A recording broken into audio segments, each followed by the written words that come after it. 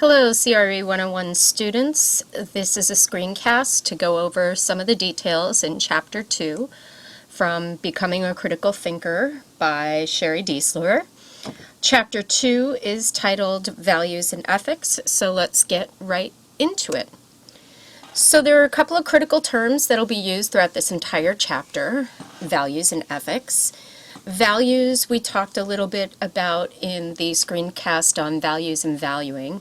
They are our core beliefs or desires that guide or motivate how we will behave in certain situations. And then to add to this, we've got this concept of ethics, which are standards of conduct that indicate how one should behave on moral duties and virtues, which themselves are derived from principles of right and wrong. And when we talk about arguments and we talk about issues, we have to recognize that there are both value assumptions and ethics involved in decision making and conclusions and statements. And to understand and distinguish between the two and to be able to isolate and say what's an ethic, what's a value here, how are they operating, helps you become a stronger critical thinker, reader, writer, citizen, etc.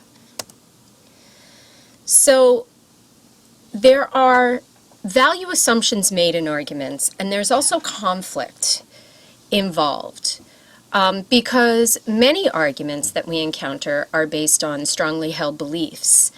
And we need to be able to understand those beliefs and respect those beliefs in order to engage fairly with the argument being made. And when we come to arguments that arrive at standstills or stalemates, or you hear the phrase, well, let's just agree to disagree, they are typically issues that can't be resolved because there are cherished values on both sides that conflict with each other and will not resolve. So assumptions are this underlying thing in values and sometimes ethics. And they're the ideas that we take for granted. And we can break them down into two categories, and we'll talk about this a little bit more. Value assumptions and reality assumptions. Value assumptions are the types of assumptions that are in arguments or in discussions that root themselves in beliefs about how the world should be, about what is good and important. And they form the basis of opinion on issues. Now, the should be part is the most important distinction in a value assumption, because a reality assumption is completely different.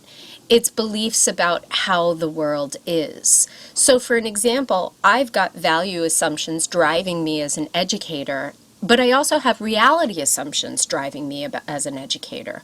I hold very cherished beliefs about how the world of education should be, but I also root myself in reality assumptions, understanding that education is what it is.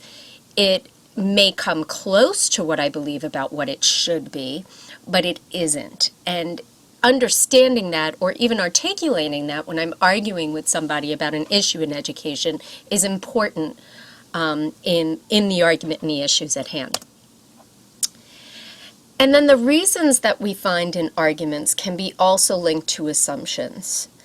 They are sometimes directly stated, but more often than not, they are implied. So we have to think about the value assumptions and reality assumptions that are being presented, but typically they're implied by the arguer who's presenting an issue. So when we think critically about those assumptions, it helps you understand the underlying reasoning. So here's a couple of examples. The first one is about the death penalty, right? Big issue, very conflicted about it, lots of people standing on either side or multiple sides of the argument. So if we take the argument the death penalty is always wrong, one possible value assumption underlying that could be about rehabilitation, that as human beings, there is always a possibility for rehabilitation. I would argue that a person who says the death penalty is always wrong does not believe in a punishment model of criminal justice. But the reality assumption here, which is more rooted in examples that we can point to, is that people can change, that a human being isn't a static entity, and we could even cite examples outside of the death penalty of people who can change. Another one is about immigration, very close to Arizona arguments, our state arguments, that our borders should keep out immigrants, people who are attempting to come into this country illegally. The value assumption there is that immigrants should be kept out of the country by whatever means necessary. But there's also reality assumptions attached to that value that could be rooted in some very real problems. For example, individuals who enter the United States illegally can still use social resources.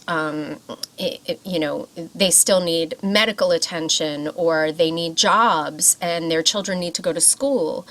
And if they're not here legally and paying into those social programs through taxes, etc., there's that argument that there's too much money, they become a financial drain on those who are here legally. The text also goes through some common rationalizations that are rooted in the ideas of assumptions. So there are a whole list of examples here, and these examples are in your textbook. We can just go over a handful of them. The first one, if it's necessary, it's ethical. An example of that would be a woman who has no money. Her baby is starving, so she steals formula for it at a local Walmart or Target.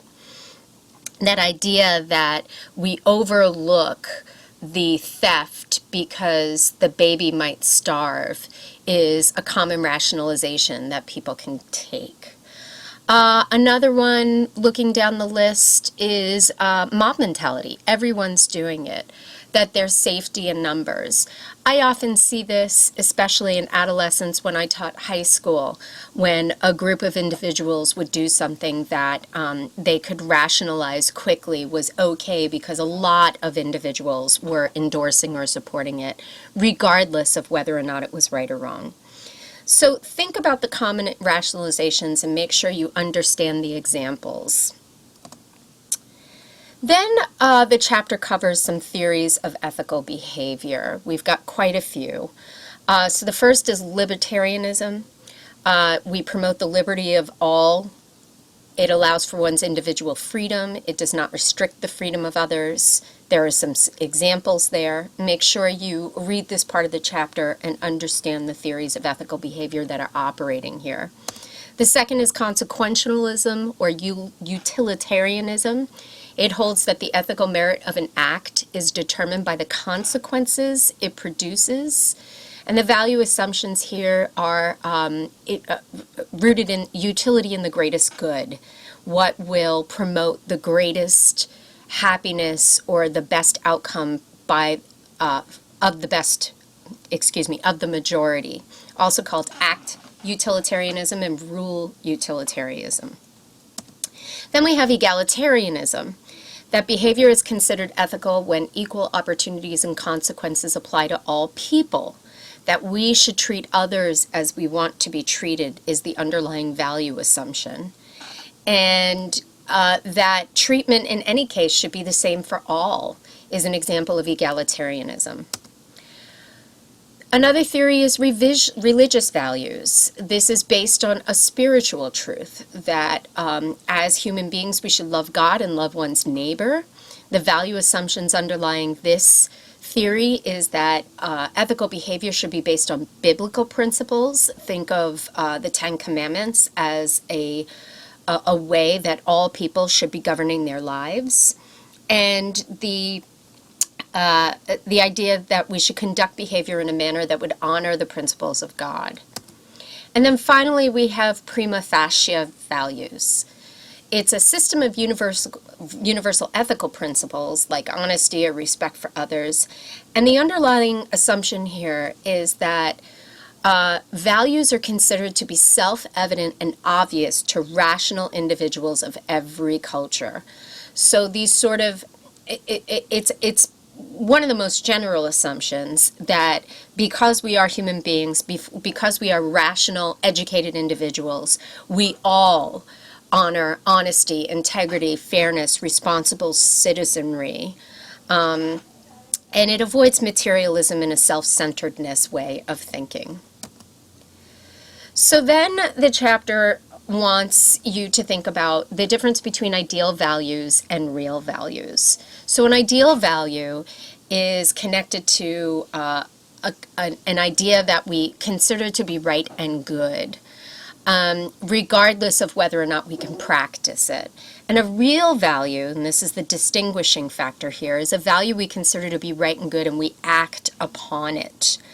So critical thinkers can distinguish between the two in their lives and in others' arguments. And then the chapter goes through a handful of tests that have been created to help us make ethical decisions. So the first is the role exchange test, and this involves empathizing with people affected by an action that is being considered. It involves seeing the situation from their point of view. You use your imagination, you attempt to place yourself in the scenario being considered. You ask yourself, you step in that person's shoes and say, well, how would I feel and how would I have acted if the same thing happened to me?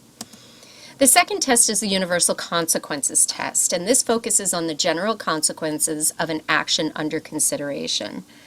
So imagine what would happen if everyone in a similar situation made this decision? Would it be ethical? Would it be acceptable? Or do you reject the consequence? So an example would be, the mob mentality that occurred recently during riots in Ferguson, Missouri, or in New York City.